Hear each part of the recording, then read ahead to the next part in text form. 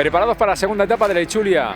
Salida desde Viana para concluir en Leiza. 60 últimos kilómetros muy técnicos. Atención a los favoritos para la clasificación general.